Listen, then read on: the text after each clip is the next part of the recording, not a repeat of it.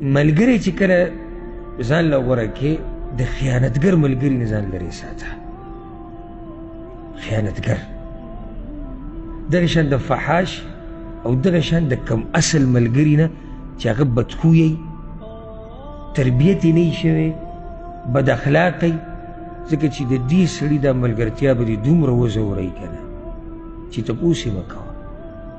او دیندار او اصیل که دا ملګری د نه سبا انسان دی، منځ کې خبرې راغلې، خفګان راغی، راځي که نه راځي؟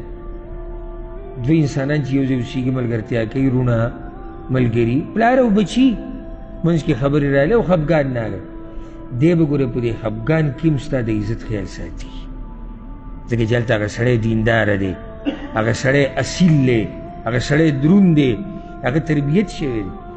او دا بل به دې په شرمونو وشرموي، ځکه چې هلته ستا رازونه ورته معلوم شوي دي. او سبحان